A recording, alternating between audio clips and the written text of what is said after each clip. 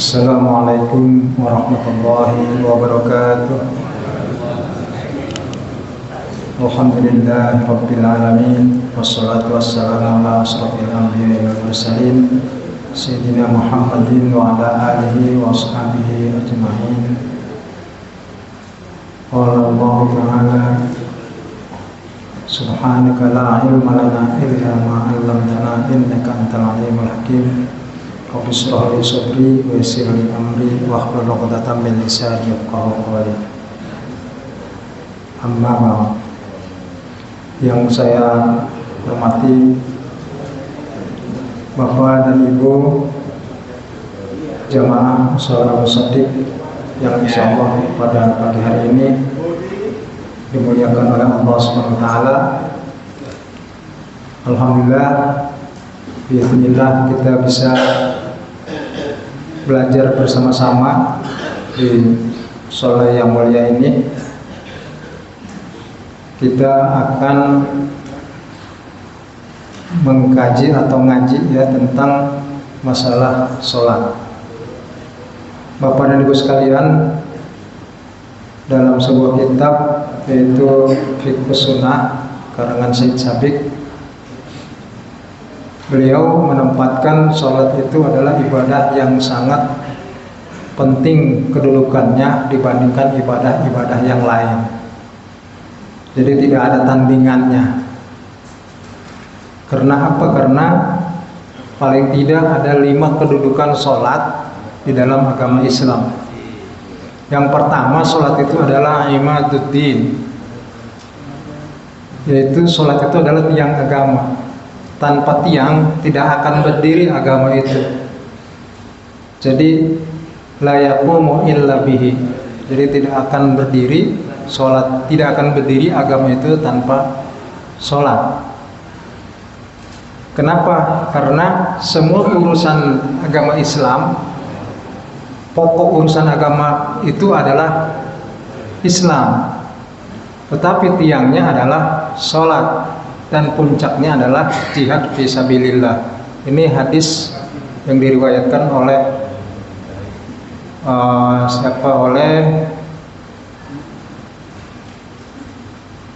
pokoknya itu hadis ya. Di sini tidak disebutkan riwayatnya siapa. Kalau kita baca di itu kan ada. Tapi ini hadis yang sahih yang diambil oleh Sayyid Sabiq. Rasul umur, Rasul amri al-Islam, wa umuduhu as-shalah. Wa dzarwatun sanamihi al-jihad fisabilillah. Nah, itu adalah kedudukan yang pertama. Jadi sholat itu tiang agama. Kemudian yang kedua, manzilah sholat ini. Jadi yang beliau katakan itu manzilah ya. Manzilah ibadah sholat yaitu awwalu ma aujaballahu ta'ala minal ibadah. Jadi sholat itu adalah awal yang dihisab oleh Allah nanti di yaumul qiyamah, itu yang pertama kali. Jadi sebelum diperiksa yang lain, sebelum diinterogasi yang lain ya, itu sholat dulu yang diperiksa ya. Nah itu yang ketiga.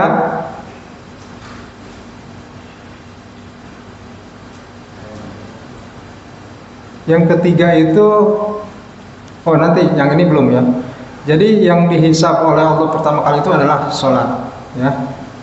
Yang ketiga adalah sholat itu adalah yang pertama kali diwajibkan.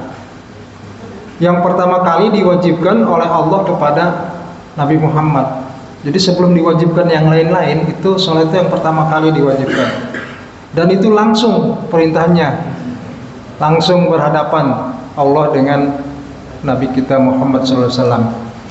Furidat as-sholah ala Nabi SAW lailatul usri bihi khamsina summa nukisat hatta ju'ilat khamsan. Jadi Allah mewajibkan sholat itu kepada Nabi Muhammad pada malam Isra. Pada malam beliau diperjalankan dari Masjidil Haram ke Masjidil Aqsa, kemudian naik dari Masjidil Aqsa ke Sidratul Muntaha. Nah disitulah diwajibkan sholat, tapi bukan 5 waktu, 50 waktu. Nah kalau diceritakan di dalam kitab-kitab maulud ya, kalau kita maulid itu, perkataan maulid itu diceritakan turun sampai langit ke-7, ada Nabi Adam, kemudian suruh mengadu kepada Allah, tidak kuat, umatnya tidak akan kuat dengan 50 waktu itu, tolong meminta mohon lagi untuk diturunkan. Nah jadi di hadis ini diceritakan bahwa dari 50 waktu itu kemudian dikurangin sampai menjadi 5. Nah kemudian Allah berkata kepada Nabi Muhammad, Allah berfirman kepada Nabi Muhammad, sungguh keputusanku tidak bisa lagi diganggu gugat. Ini hanya 5 inilah yang harus kamu dan umatmu laksanakan. Tetapi 5 waktu ini pahalanya adalah 50 waktu. Nah jadi walaupun cuma diwajibkan 5 waktu, tapi pahalanya seperti perintah yang pertama, itu 50 waktu.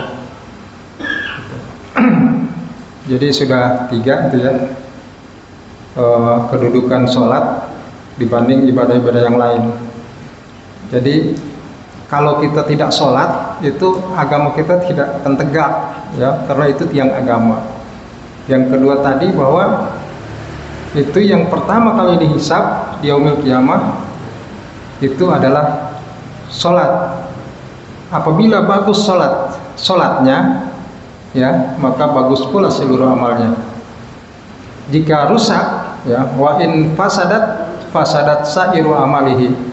Jadi semua amal ibadah kita akan rusak.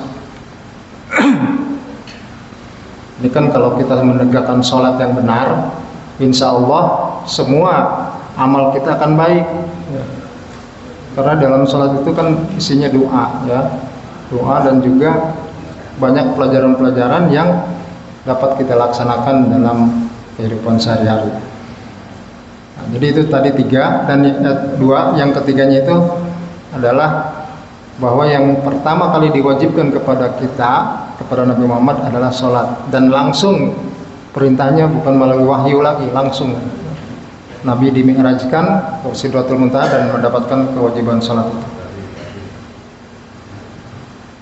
Kemudian kenapa kedudukan sholat dianggap yang paling tinggi dibanding dengan ibadah yang lain?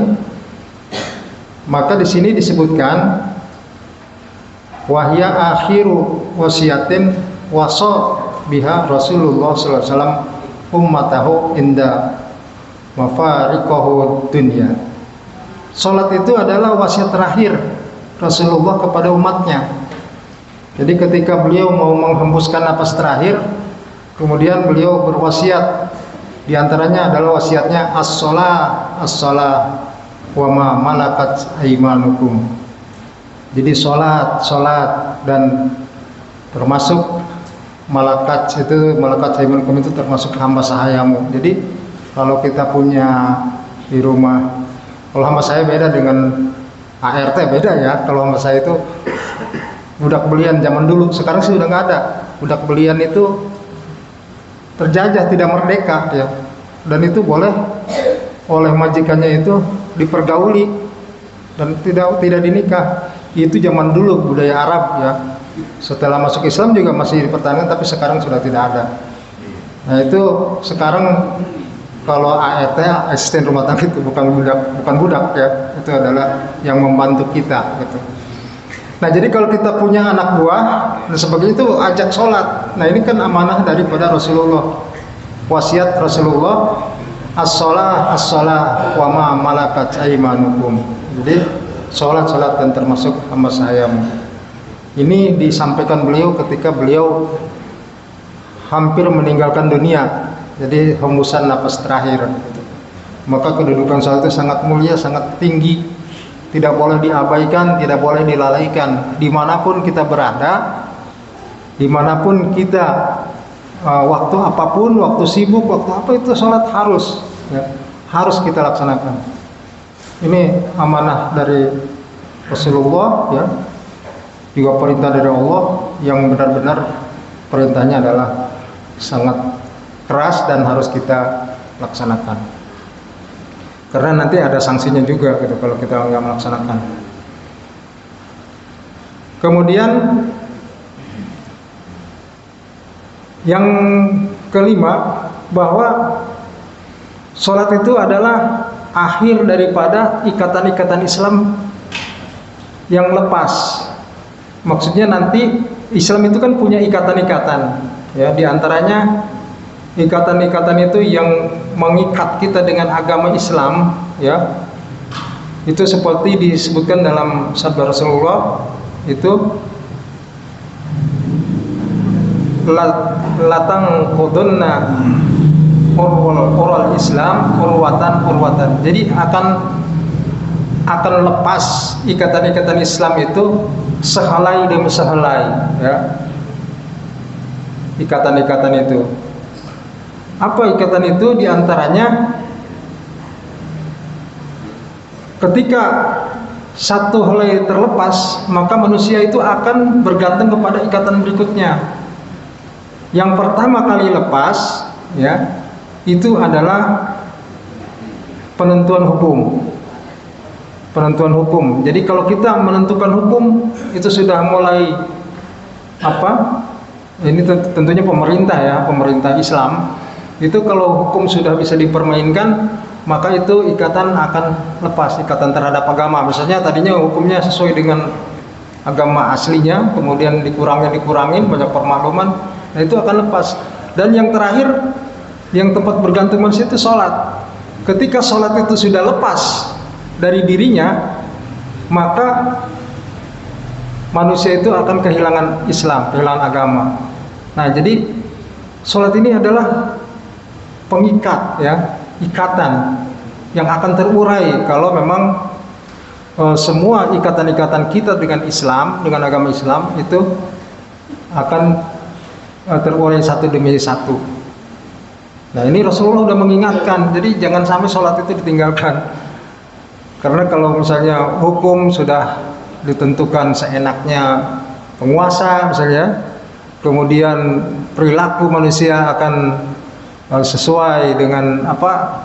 Dengan syahwat, ya. Kemudian ikatan yang lainnya, ikatan keberagamaan kita yang lain akan lepas, semua lepas sampai terakhir adalah sholat. Kalau sholat sudah tidak dilaksanakan, sudah lepas dari ikatan kita kepada Allah dalam agama Islam, ya sudah, berarti Islam itu akan hilang dari dunia ini. Nah, jadi ini amanah daripada Rasulullah bahwa sholat itu adalah yang terakhir pegangan manusia ketika ikatan-ikatan lainnya umat Islam itu lepas satu persatu, urwatan, ya. Jadi satu persatu itu helai demi helai itu akan hilang. Ikatan itu kalau misalnya ibaratnya tali, ya, yang mengikat kita dengan agama itu banyak talinya. Jadi tapi tali itu akan lepas sehelai demi sehelai, ya, gitu. Nah, yang terakhir katanya itu menurut hadis ini adalah yang terakhir lepas adalah sholat. Nah, maka sholat itu harus kita jaga, jangan sampai itu karena terakhir, ya, itu yang terakhir daripada ikatan kita terhadap agama.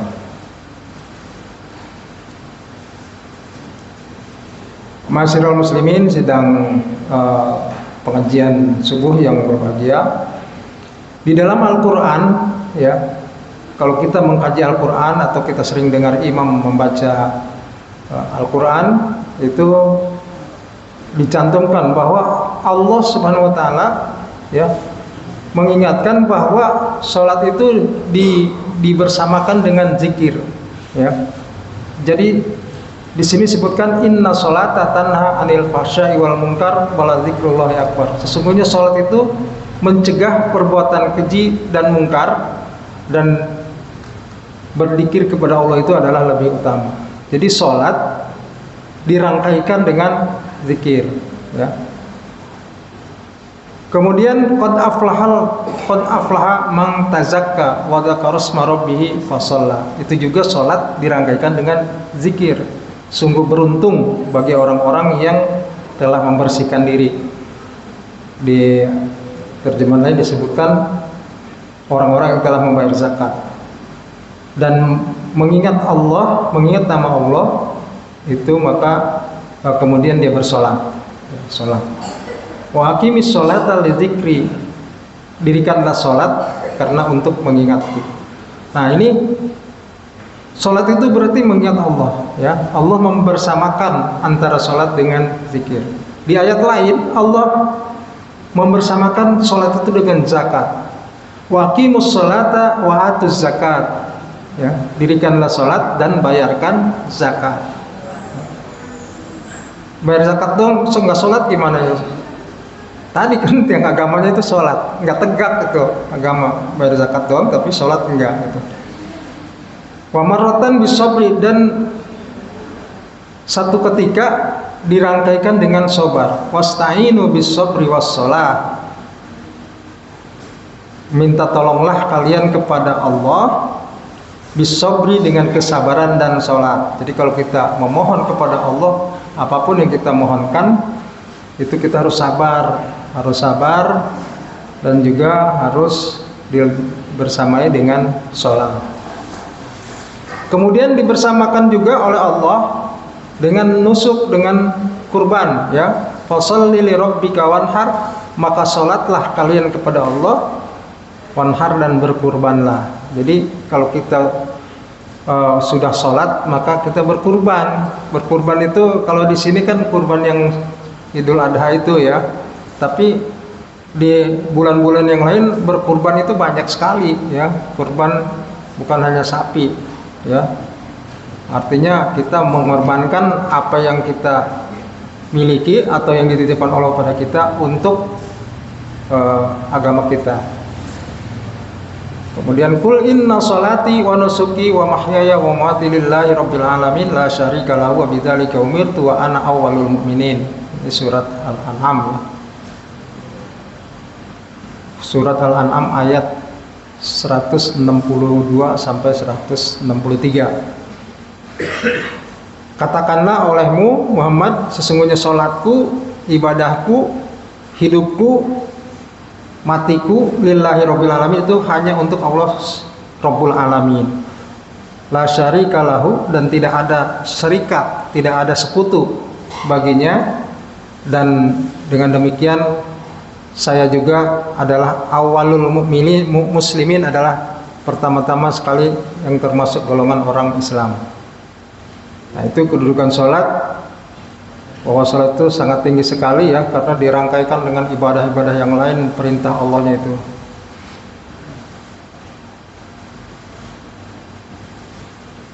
Kemudian kadang-kadang yuftatahu biha a'malul barri wa yahtatimmuha. Jadi kadang-kadang sholat itu dijadikan sebagai pembuka segala amal kebaikan dan menguncinya, ya. Mengunci supaya nggak lepas lagi dari kebaikan itu. Jadi dia membuka untuk segala amal, yang amal kebaikan, dan menguncinya. Kama fi suratin Al-Ma'arij wa fi awal suratil mu'minin qad aflahal mu'minun alladzina hum fi salatihim khashi'un. Setelah berbahagia orang-orang yang beriman, alladzina hum fi salatihim khashi'un. Siapa orang beriman itu? Itu adalah orang-orang yang di dalam sholatnya khusyuk. Jadi khusyuk, sholat itu nggak ingat kemana-mana, hanya ingat kepada Allah, zikir kepada Allah, ya. Ketika kita ingat yang lain, kita balikan lagi ingat kepada Allah lagi, ya. Ini kadang-kadang kalau udah sholat, yang tadi kita nyari pisau, nyari gunting, ya, untuk gunting kuku nggak ketemu, pas lagi sholat ingat, wah di situ, di laci itu. Nah itu kan tidak khusyuk. Kita balikin lagi hati kita untuk ingat kepada Allah. Caranya gimana? Yaitu minimal kita ngerti bacaan itu. Kalau nggak ngerti, ya kita benerin bacaan kita, ya, terus secara tajwidnya, dan kita konsentrasi membaca apa yang dibaca di dalam sholat itu. Sampai qaulihi, sampai firman-Nya itu walladzina hum ala sholawatihim yuhafizun. Dan orang-orang yang beriman itu, yang beruntung itu tadi, itu adalah orang-orang yang atas sholatnya itu mereka menjaga. Jadi mereka menjaga sholatnya. Ulaika humul warisuna alladzina yarisunal firdaus hum fiha khalidun. Nah, jadi orang yang beruntung itu tadi menjaga sholatnya dan mereka adalah pewaris, ya, pewaris yang mewarisi surga Firdaus, ya, surga Firdaus, yaitu surga yang digambarkan oleh Allah itu yang sangat nikmat kalau dinikmati oleh makhluknya, ya, dan mereka di dalamnya kekal. Jadi orang yang menjaga sholatnya, orang yang khusyuk dalam sholatnya, itu janji Allah adalah surga Firdaus dan mereka kekal di dalamnya.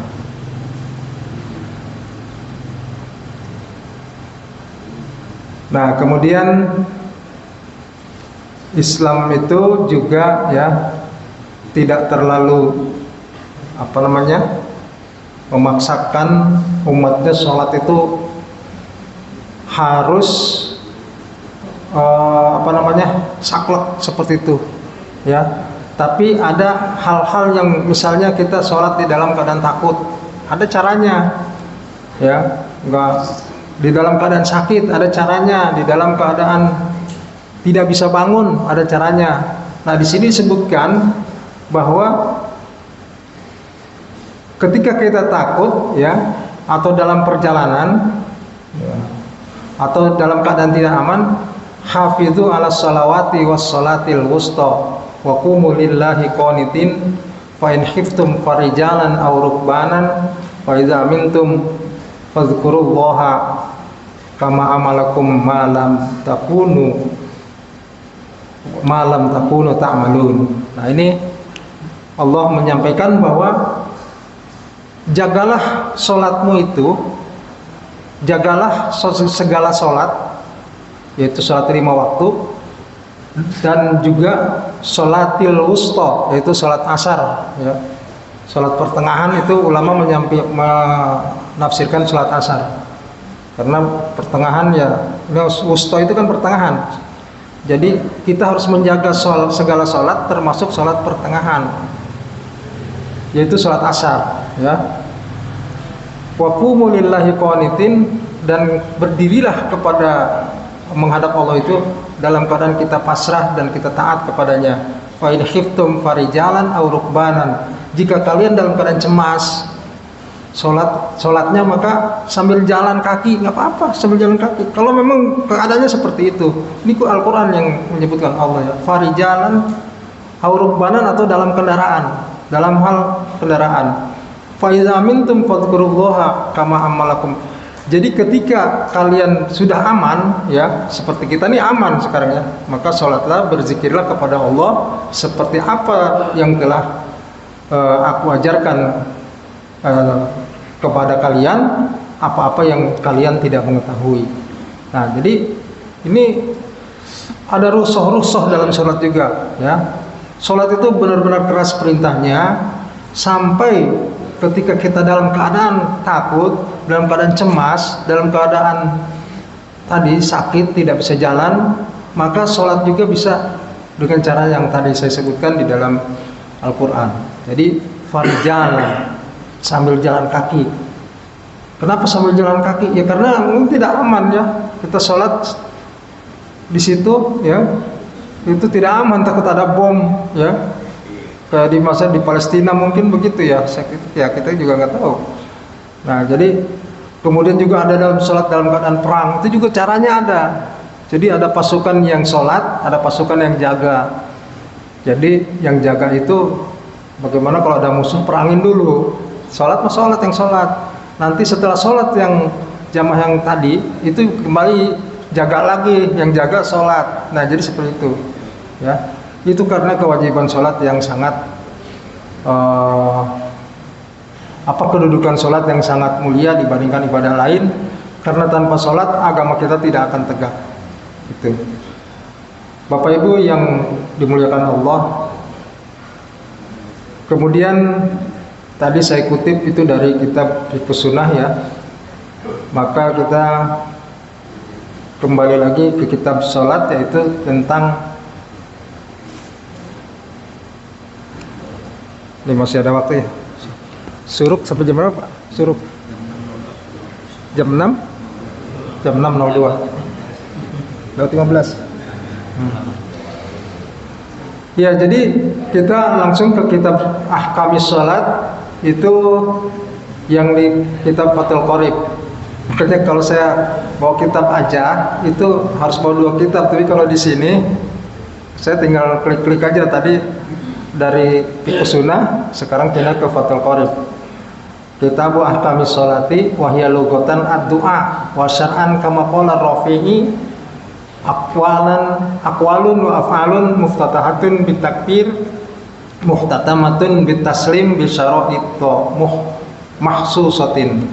Jadi sholat itu secara bahasa, secara etimologi, kalau di kampus itu bilangnya etimologi ya, secara bahasa itu artinya doa. Di sholat itu doa ya. Banyak kata-kata doa itu di situ ya, di dalam sholat itu. Wa syar'an kama qala Rafi'i, menurut syariat, menurut terminologi, tadi etimologi, sekarang terminologi ya. Itu adalah segala ucapan dan segala perbuatan yang dimulai dengan takbir dan diakhiri dengan taslim, dengan salam ya, dengan syarat-syarat yang dikhususkan. Ini pengertian atau ta'rif daripada sholat. Kemudian waktu-waktu sholat ya, waktu-waktu sholat itu mawaqitus sholati as-sholatul mafruḍah wa fi ba'din nusakhi as-shalawatul mafruḍati khamsin. Sholat yang dipardukan, sholat fardu ya, di dalam nas yang lain, kadang-kadang kitab-kitab lain atau di nas yang lain itu disebutkan as-shalawatul mafruḍatu. Jadi panjang, sholatnya panjang. Jadi segala sholat al-mafruḍatu dan segala yang dipardukan. Itu ada 5. Wajib setiap sholat itu diawali dengan awal waktu, wujuban muwassa'an ila ayyabqa minal waqti ma yasa'uha fayadiku hainaidin. Jadi wajib setiap sholat itu di awal waktu, tetapi wajibnya itu muwassa'an, agak longgar ya, artinya tidak mutlak di awal waktu, tetapi muwassa'an ila ayyabqa, sehingga sampai kita bisa melaksanakan sholat itu jadi tidak luput. Artinya udah sampai waktu terakhir banget, sholat aja nggak keburu. Nah itu jangan sampai seperti itu. Jadi nanti kan ada waktu fadilah ya, waktu afdol, waktu ikhtiar, kemudian waktu mubah ya. Nah, itu ada waktu-waktunya. Nah, jadi sholat itu sebaiknya dilaksanakan di awal waktu. Tetapi kewajiban ini ya itu agak longgar karena bisa dilaksanakan sampai sekira-kira waktunya masih ada untuk waktu sholat itu, untuk melaksanakan waktu sholat. Ya misalnya sholat duhur, misalnya katakan 5 menit lah ya, 5 menit. Nah itu 5 menit lagi sebelum asar, jangan sampai seperti itu kan nanti nggak keburu ya. Minimal 15 menit lagi sebelum asar masih bisa kita melaksanakan, cuman nanti fadilahnya itu nggak dapat gitu ya. Kemudian sholat duhur, jadi yang tadi kan ada 5. Yang pertama sholat duhur, sholatnya itu seperti dikatakan oleh Imam Nawawi, sumiyat bidzalika li'anna zahiratun wasatun nahar. Kenapa dikatakan duhur, disebut duhur? Karena sesungguhnya ini dohiroh, dari zuhur itu dari zahiratun wasatun nahar, yaitu jelasnya tengah-tengah siang ya. Jadi melaksanakan sholat itu di tengah-tengah siang, zahir tengah siang. Kenapa zahir tengah siang itu akhirnya dikatakan zuhur ya, zuhur. Kapan waktunya? Yaitu ketika matahari tergelincir ya, atau bergeser daripada tengah-tengah langit ya. Bukan berarti kita harus melihat tergelincir, enggak gitu kan, bukan dari mata melihat sana, tapi melihat apa-apa yang bisa kita lihat, gambar kita nih, agak bayang-bayang. Jadi kalau misalnya dulu waktu kita masih ini orang tua bilang, jadi kalau kaki kita bayangannya sudah keinjak, ya, kepala kita sudah keinjak sama kaki, itu tengah-tengah tuh matahari, ya, istiwa, tengah-tengah tuh di atas kita, itu belum waktu zuhur. Tetapi ketika dia bergeser ke barat, maka bayangan kita kan berarti ke timur, ya, bergeser ke barat sedikit, nah itu sudah waktu zuhur masuk, ya.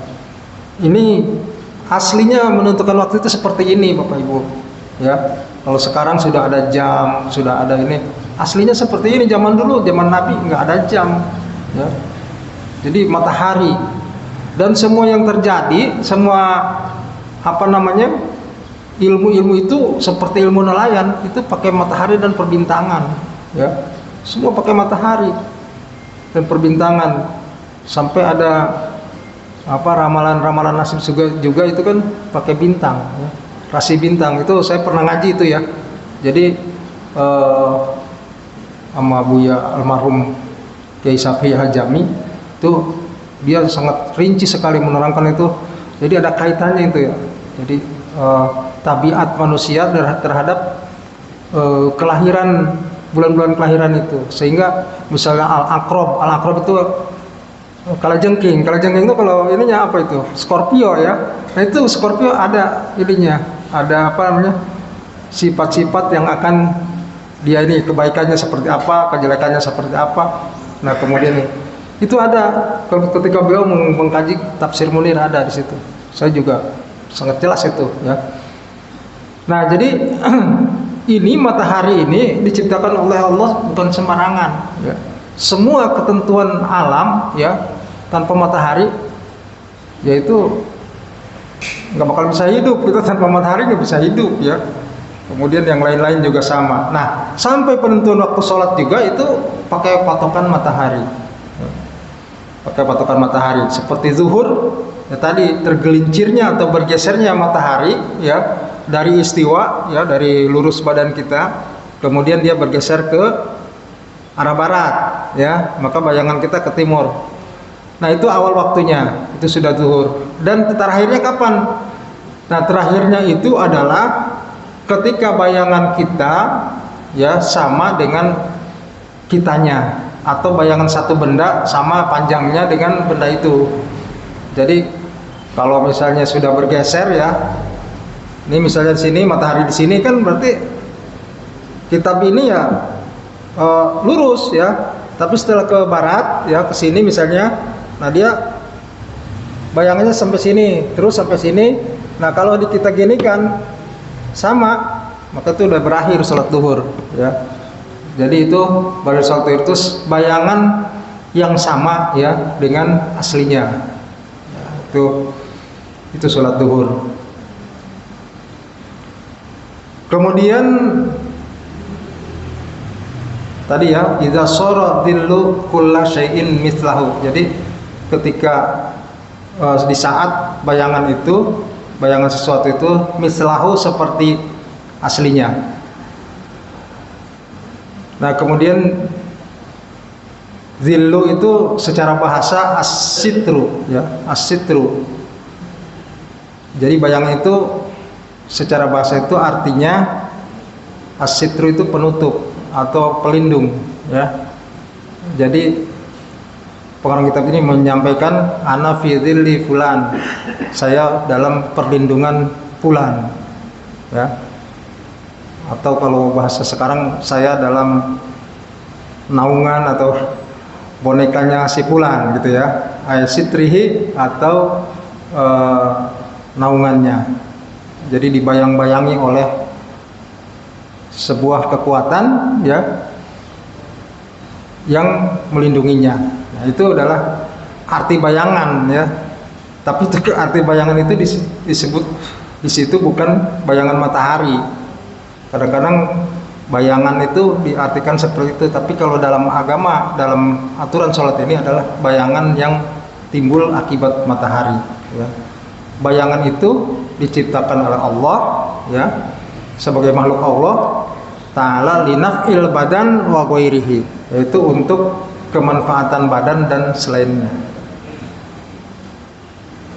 Kemudian waktu asar, ya, wal asru ay salatuhu wa sumiyat bidzalika li mu'asharatiha waqtal ghurub. Dan waktu asar itu yaitu dikatakan demikian, dikatakan asar. Kenapa dikatakan asar? Li mu'asharatiha. Jadi karena sudah mendekati waktunya terbenam, waktunya maghrib, ya. Mu'asharah jadi disebutkan asar, ya, salat asar. Nah, disebut asar jadi karena li mu'asharatiha waqtal ghurub, sudah mendekati waktu terbenam matahari. Kapan waktunya? Yaitu ketika tadi sholat duhur itu kan berakhir bayangan itu sama dengan aslinya, dengan sesuatu. Nah, ini dilewatin dikit, lebih panjang dikit bayangan itu. Nah, itu sudah masuk asar. Sama tadi kayak awal duhur itu kan bukan pas istiwa itu, ya, tapi sudah lewat, sudah tergelincir. Nah, ini juga dilewatkan awal waktu asar itu dari akhir waktu zuhur. Jadi ketika bayangan sudah sama dengan aslinya, maka dia lebih panjangkan. Jadi matahari agak ke barat dikit, ya. Nah, itu sudah masuk waktu asar. Kemudian waktu asar itu terbagi menjadi 5 waktu. Maksudnya ini pembagian para ulama, ya. Tadi yang saya sebutkan ada waktu yang utama, ya, ada waktu pilihan. Nah, jadi sholat asar ini ada 5 waktu. Yang pertama adalah waktu fadilah. Jadi yang pertama itu waktunya yang utama. Wa huwa fi'luha awwalal waqti, dan dikerjakan pada awal waktu. Jadi awal waktu itu disebut waktu fadilah. Kemudian yang kedua waktul ikhtiyari, yaitu waktu pilihan. Fadilah sama pilihan tinggian mana? Tinggian waktu fadilah, ya. Waktu ikhtiyar itu waktu pilihan, tetapi derajatnya di bawah waktu fadilah. Wa syarulahul musannif bi qaulihi wa akhiruhu fil ikhtiyari ila dzillil mislaini. Jadi ketika bayangan itu 2 kali, ya. Tadi kan awalnya panjangnya sama dengan aslinya, lewat sedikit, ya. Nah, kalau sudah 2 kali, ya, sudah 2 kali bayangan itu, misalnya tadinya 1 meter, tetapi bayangan itu udah panjang 2 meter. Nah, itu namanya berakhirnya waktu ikhtiar, ya. Waktu ikhtiar. Kemudian waktu yang ketiga adalah waktul jawaz, waktu boleh kita melakukan sholat asar, yaitu disebut dengan waktu jawaz, ya.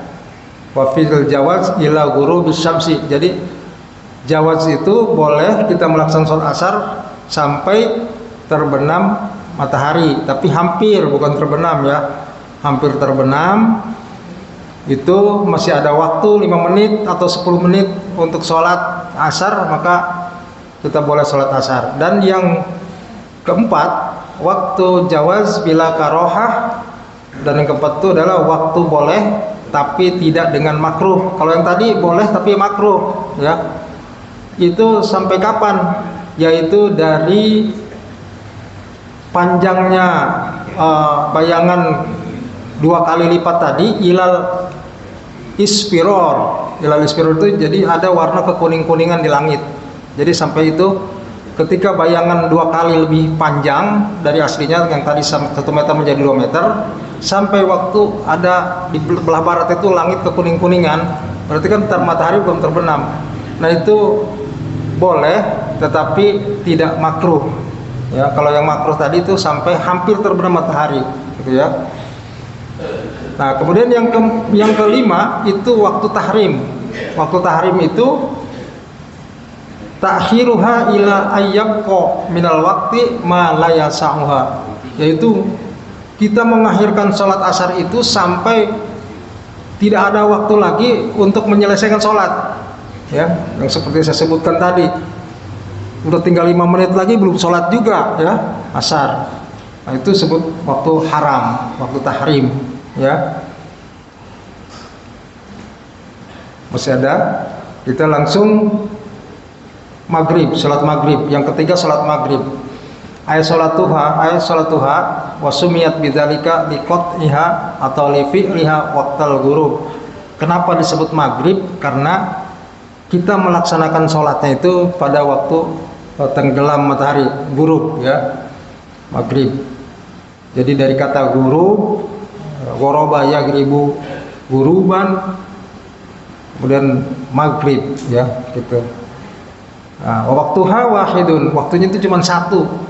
Wa huwa ghurubus syamsi, yaitu ketika terbenamnya matahari. Ai bijami'i kursiha, yakni dengan seluruh bulatan atau lingkaran matahari itu sudah tenggelam ya. Jadi kalau kita lihat di ufuk barat itu matahari sudah tenggelam semua, itu udah maghrib. Tapi kalau masih ada sinar-sinar kuning tadi itu masih asar, belum maghrib ya. Kemudian wal yadurru baqa'u su'a'i ba'dun wa bimiqdari ma yu'adzana asy-syakhsun wa yatawaddu'a aw yatayammamu wa yasturul aurat wa yuqimus shalat wa yusalli khamsa raka'atain ya.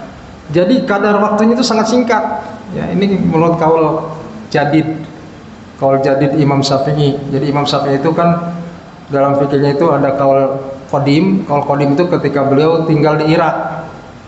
Nah, itu banyak fatwa-fatwa beliau ya, itu disebut kaul qadim. Tetapi ketika beliau sudah hijrah ke Mesir, beliau juga banyak merubah atau disesuaikan dengan kondisi setempat. Maka fatwa-fatwa itu juga disebut dengan kaul jadid. Nah, dalam kaul jadid ini Imam Syafi'i mengatakan bahwa sholat maghrib itu sangat singkat waktunya. Kapan? Yaitu dengan sekedar bimikdari ya, seseorang azan ya, azan seseorang, kemudian wudhu, kemudian wudhu atau tayamum, kemudian menutup aurat, kemudian mendirikan sholat atau iqamah ya, kemudian sholat 5 rakaat, di situ habis waktu maghrib ya. Jadi waktu maghrib sangat singkat, hanya tadi disebutkan azan, kemudian wudhu ya, atau tayamum atau menutup aurat, kemudian menutup aurat, kemudian qomat, kemudian sholat 5 rakaat, maka maghrib sudah habis waktunya. Itu menurut kaul jadid ya, kaul yang baru, pendapat yang baru Imam Syafi'i. Nah, itu sudah habis waktunya, jadi pendek sekali, tidak sampai 1 jam kalau gitu ya. Sholat 5 rakaat, wudhu, tutup aurat, kemudian azan, iqamat dan sebagainya, habis ya. Nah, kemudian disebutkan lagi di dalam kaul qadim ya, itu waktunya lebih panjang. Tadi itu kalau jadid itu lebih pendek, kalau qadim itu warajjahu an-Nawawi anna waqtaha yamtaddu ila muhibiz syafaqil ahmar. Jadi dalam kaul qadim dan dikuatkan oleh Imam Nawawi, jadi pendapat Imam Syafi'i itu dikuatkan oleh Imam Nawawi bahwa waktunya itu lebih panjang sampai muhibiz syafaqil ahmar, sampai ketiadaan atau hilangnya syafaq, mega yang berwarna merah. Jadi kalau mega yang berwarna merah sudah hilang itu udah isya ya. Nah, jadi sampai waktu isya mungkin sekira-kira 1 jam ya. Ini pendapat kaul qadim. Jadi ketika berbantah-bantahan antara kaul qadim dan kaul jadid, maka yang dimenangkan oleh para ulama itu kaul jadid ya, kaul yang baru, kecuali ada 17 masalah yang dimenangkan kaul qadim. Jadi kaul qadim masih masih dipertahankan, itu 17 masalah. Di antaranya adalah tentang penentuan waktu maghrib ini. Jadi waktu maghrib yang kita laksanakan ya, terutama yang bermadzhab Syafi'i, itu sampai waktu isya dan lumayan panjang, tidak seperti kaul jadid. Kalau kaul jadidnya itu sudah wudu atau tayamum kalau nggak yang bisa wudu, kemudian menutup aurat, kemudian azan, kemudian qomat ya, sholat 5 rakaat, maka sholat maghrib sudah habis waktunya. Ya, barangkali ini saja yang perlu disampaikan. Nanti kita lanjut dengan waktu-waktu atau sholat-sholat yang lain. Yang belum adalah sholat isya dan sholat subuh ya. Sholat subuh. Nanti di kesempatan yang lain insya Allah kita lanjutkan kajian tentang kitab Fathul Qorib ini. Wal isya'u bi kasril ain wallahu a'lam bis-shawab. Terima kasih. Ada beberapa pengumuman. Yang pertama, mohon doanya untuk Bapak Menteri dalam pengumuman juga kita dari berbagai dulu lalu pulang ke Alhamdulillah sampai dengan jamaah kita itu bukan positif dan mohon kehadiran takziah malamnya terima nanti malam pada sholat isya di rumah Bapak Ibu Abdul Salam dari Bapak Ibu sekalian kesempatan atas kehadirannya. Kemudian DKM Musola akan melaksanakan santunan anak yatim dalam rangka memperingati Lebaran anak yatim 10 Muharram. Bagi Bapak Ibu yang ingin berdonasi dapat menghubungi Bapak Narayana, Bapak Wawan atau Bapak Hayato, dan insya Allah untuk distribusinya akan dilaksanakan pada minggu depan tanggal 12 Muharram setelah kajian pada subuh. Jadi silakan Bapak Ibu sekalian yang diberikan rezeki maupun yang bisa berpartisipasi dalam program santunan anak yatim tersebut. Baik Bapak Ibu sekalian, kita telah mendengarkan materi dari Pak Isoha. Silakan jika Bapak Ibu sekalian ada pertanyaan yang kita tunggu. Silakan Bapak Ibu.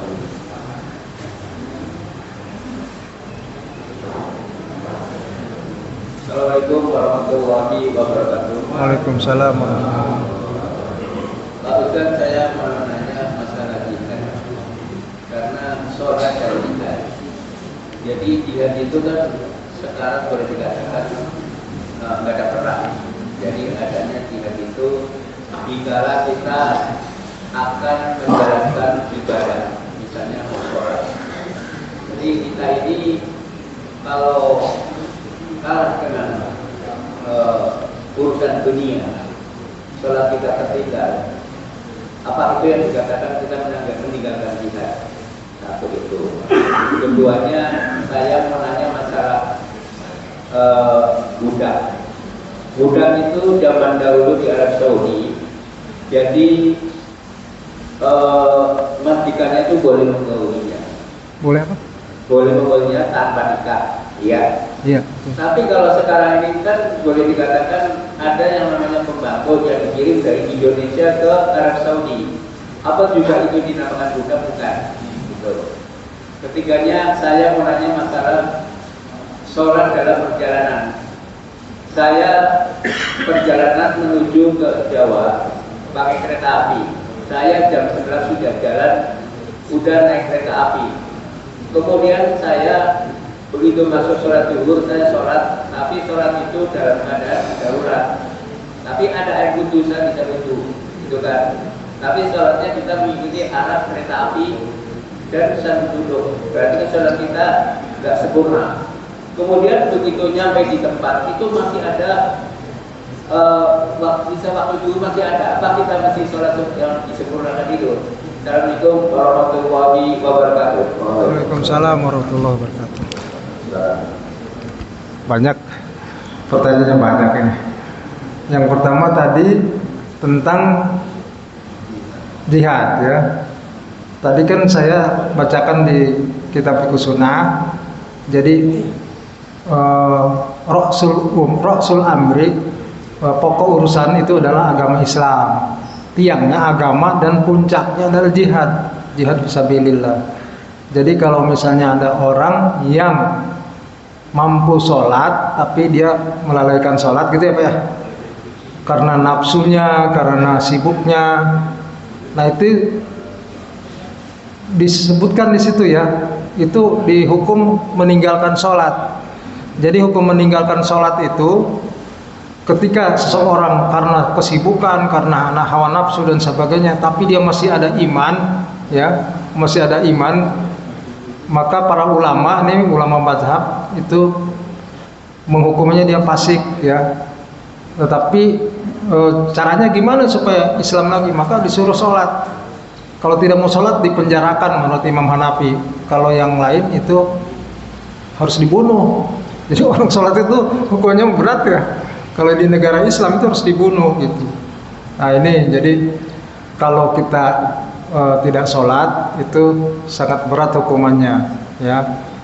Itu di dunia aja sudah ada hukuman seperti itu kalau di negara Islam. Tapi kalau di negara yang bukan hukumnya Islam ya kayak kita ya, itu kita harus mengajak orang sholat. Jangan bosan-bosan, keluarga kita, ya, saudara kita, tetangga kita ajak sholat gitu. Kalau misalnya sempat, ya, sempat mengajaknya. Tapi kadang-kadang kan kita mengajak itu akan membuat ketersinggungan, ya, gitu.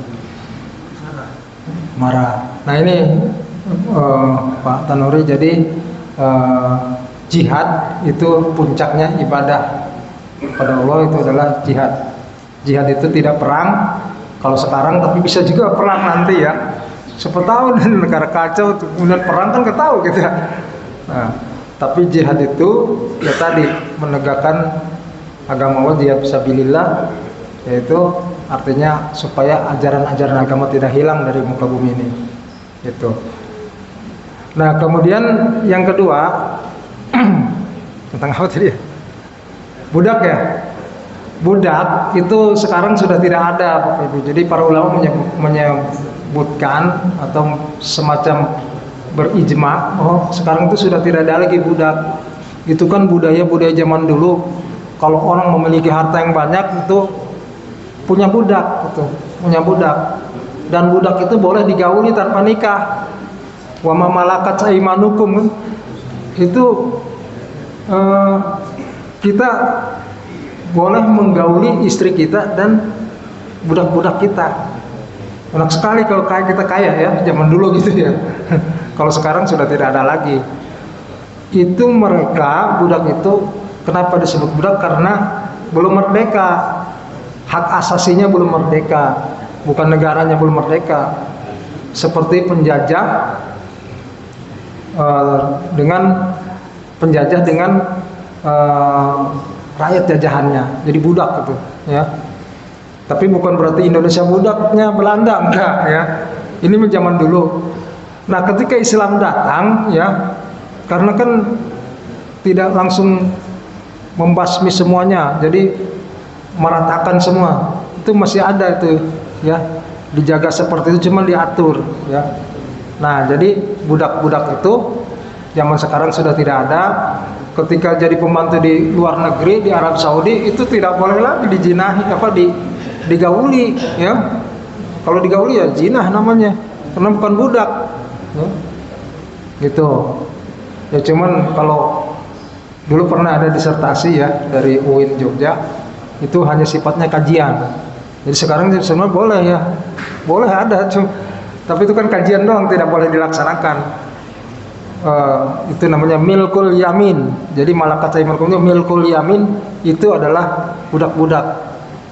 Jadi seorang laki-laki punya istri, kemudian ada perempuan mau komitmen, ya, komitmen, dia mau, laki-lakinya mau komitmen tidak punya anak, komitmen tidak menuntut apapun, kemudian hidup bersama. Nah itu diperbolehkan, tapi itu hanya kajian ya, disertasi. Itu kemudian dilarang oleh ini untuk diedarkan, hanya untuk di perpustakaan. Itu siapa dulu, dokter siapa itu ya. Nah jadi zaman sekarang sudah disepakati sudah tidak ada budak lagi. Dan yang terakhir ketika sholat di kereta, saya juga pernah Pak sholat di kereta ketika saya dari Jogja ya, naik kereta dari Malang juga pernah saya naik kereta ya. Jadi itu sholat dalam kendaraan tadi kan, rukbanan ya, sholat dalam kendaraan itu kan karena kita dalam bukan posisi normal Pak. Jadi fa in khiftum, ya, jadi ketika kita cemas, waduh kalau saya ninggalin sholat gimana, cemas, takut gitu, takut sama Allah kalau ninggalin sholat, maka harus sholat, ya, baik di berjalan kaki maupun dalam kendaraan. Sholatnya itu sholat supaya tidak akhir waktu. Ketika kita macet dalam bis, ya, dalam kereta, macet nih, waduh saya nggak keburu nih sholat maghrib, ya, sholat maghrib di rumah nggak keburu. Sementara masjid itu juga tidak terlihat ataupun terlihat, ya kita nggak bisa turun misalnya kan, nah itu darurat, ya. Nah maka kita sholat dalam kendaraan, bagaimanapun caranya kita sholat dengan isyarat, ya. Tapi kalau di kereta itu kan ada musolanya, Pak, ada musolanya, ada dapurnya, tak enak, ya. Nah itu biasanya kereta itu kalau menghadap ke Jakarta itu kiblatnya menghadap ke Jakarta itu barat, timur, ya, timur Jawa, ya. Jadi dibalikin ke arah Surabaya, ke arah Jawa sajadahnya. Tapi ketika dari Jakarta ke Jogja misalnya, ya, maka sajadahnya ngadep ke Jakarta gitu. Itu sudah orang kereta sudah ngerti, berarti sudah ngaji Fathul Qorib atau ngaji Fiqh Sunnah, berarti itu orang-orang kereta, ya, sudah. Tapi kalaupun tidak menghadap kiblat atau menghadap barat seperti itu tidak masalah, karena itu adalah darurat, ya, dalam kendaraan, sholat dalam kendaraan. Itu sama dengan halnya dalam keadaan cemas, dalam keadaan takut, dalam keadaan khawatir, gitu, ya. Nah, jadi karena sholat itu wajib kita laksanakan, maka dimanapun, kapanpun kita harus melaksanakan sholat, ya. Kalau nggak keburu ke al-musodik, ya kita harus sholat juga. Udah waktunya sudah mau habis, gitu kan. Nah, itu. Itu saja barangkali Pak, ya. Mudah-mudahan bermanfaat. Ya, mungkin terakhir kalau ada masih mau nanya. Ya, silakan Pak Budi. Jangan berat-berat Pak Budi.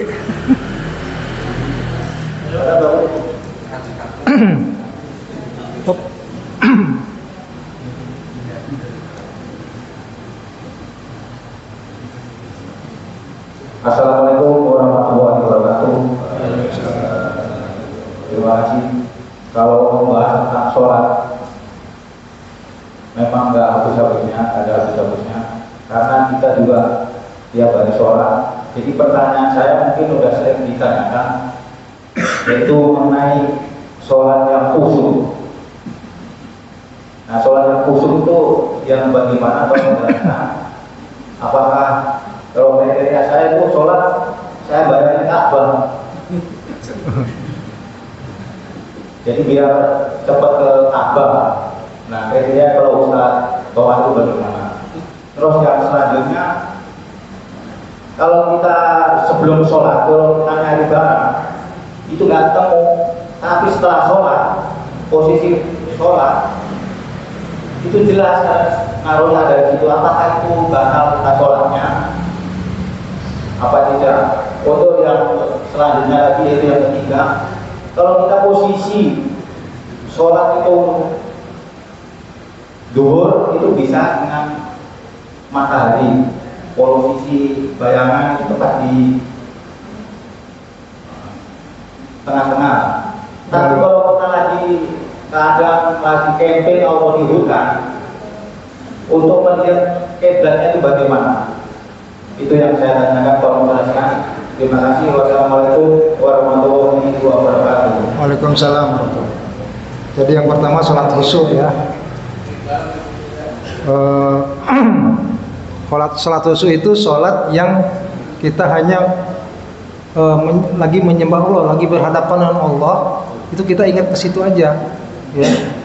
Jadi kita sedang berhamba kepada Allah, memohon kepada Allah, ya. Nah, ketika kita tergelincir hati kita ke hal yang lain, maka kita kembalikan lagi. Tidak batal Pak Budi. Jadi ketika kita naruh barang di mana sebelumnya nggak kelihatan, nggak ingat, tapi pas lagi sholat ingat semua, ya, ingat semua. Nah itu nggak masalah itu, ya.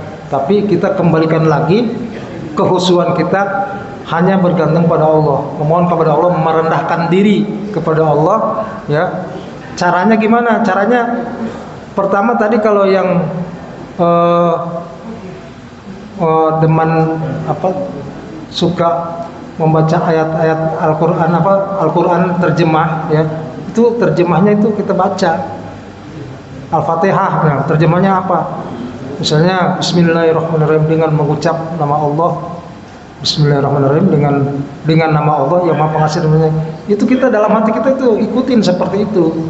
Alhamdulillah, segala puji bagi Allah ya, Tuhan semesta alam. Nah, itu kita ikutin. Ketika dibaca alhamdulillah, dalam hati kita itu seperti itu ya. Dan lebih khusyuk kita. Apa yang kita baca, kita ngerti artinya. Tapi kalau dengan tidak seperti itu, kita bisa membenarkan satu huruf demi huruf, kata demi kata yang kita baca ya. Saya Bismillahirrahmanirrahim itu akan khusyuk juga. Tapi kalau kita Bismillahirrahmanirrahim, nah itu enggak khusyuk. Bahkan apalagi kalau tengok-tengok gitu ya, udah ini nih takut gitu ya. Jadi harus kita memperhatikan apa yang kita baca ya, tajwidnya, kemudian makhrajnya dan sebagainya ya. Makanya itu kita perlu ngaji ya. Jadi kalau misalnya asyhadu an la ilaha illallah wa asyhadu anna muhammadar rasulullah, kenapa Muhammadan? Itu karena ada anna ya. Anna itu tansibul isma wa tarfa'ul khabar.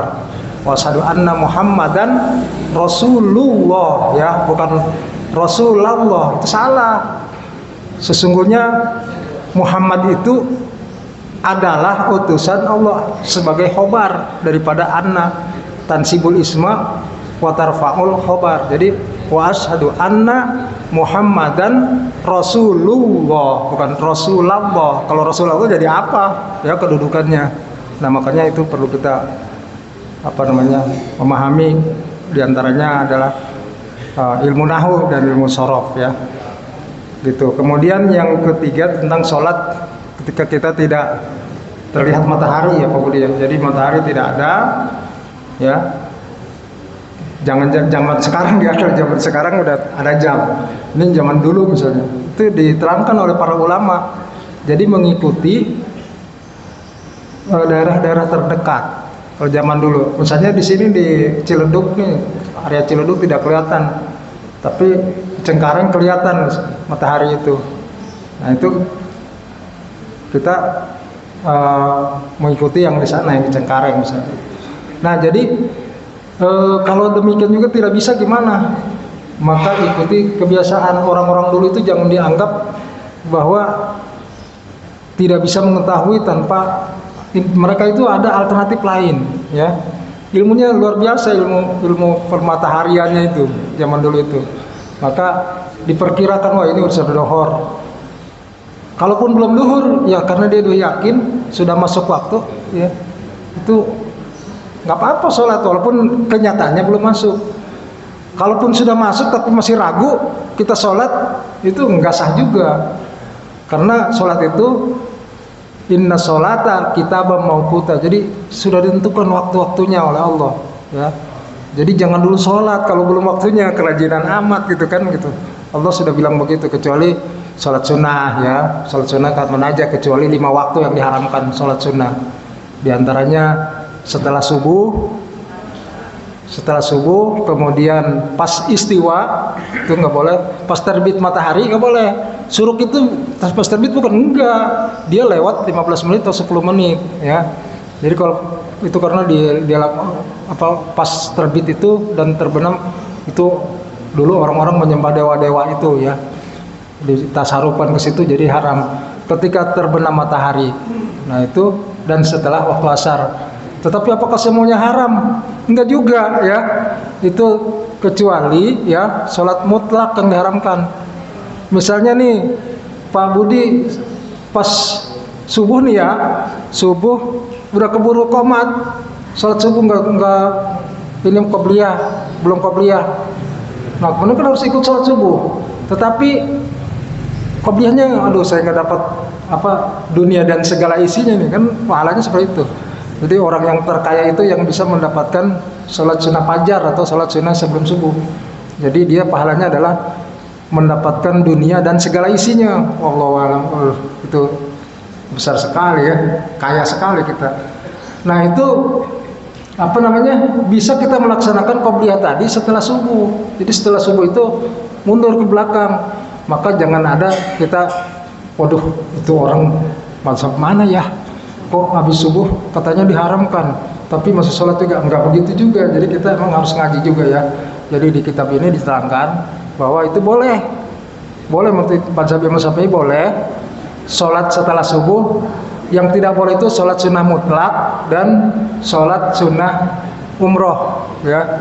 Sholat sunnah mutlak itu sholat sunnah yang istilahnya sunnah doang, sholat sunnatan lillahi ta'ala, nggak ada tujuannya hanya mendapat keriduan dari Allah ya. Itu yang nggak boleh. Nah kemudian sholat yang sebabnya itu terjadi setelah kita niat, itu diantaranya adalah umroh. Nah kalau yang pernah haji dan mudah-mudahan yang belum haji atau belum umroh, mudah-mudahan kita berangkat. Nah itu kan kalau mau umroh kan kita wudhu dulu, sholat dulu baru umroh kan berangkat. Mau di Tanim atau kalau dari Madinah ke Mekah kan di Bir Ali ya. Itu kan sholat dulu, kemudian umrohnya kapan? Setelah sholat. Jadi akibatnya itu ada setelah sebab itu ya. Jadi nah itu tidak boleh dilaksanakan di waktu tadi itu yang 5, ba'da subuh, ketika terbit, ketika matahari di tengah-tengah istiwa, ketika habis asar, dan ketika terbenam matahari. Selain salat 2 itu diperbolehkan menurut para ulama. Jadi kita tidak saklek seperti itu, haram semua ya. Nah kemudian ketika ada orang habis sholat asar, ada yang sholat, wah itu mazhab dari mana gitu. Itu boleh ketika sholat kita ada yang tertinggal, karena Rasulullah juga pernah itu setelah sholat asar, dalam hadis itu disebutkan dia belum sholat ba'diyah maghrib, ba'diyah duhur, belum sholat ba'diyah duhur, kemudian habis asar dia melaksanakan ba'diyah duhur ya. Itu sudah ada contohnya.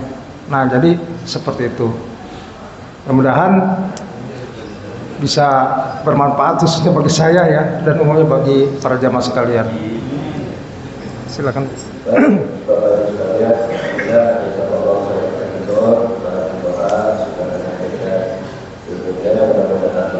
pada yang disampaikan dan juga dibawakan. Bapak Ibu sekalian, kita akan memasuki waktu sholat dulu. Kita tutup kajian ini bersama-sama dengan doa tambahan majelis.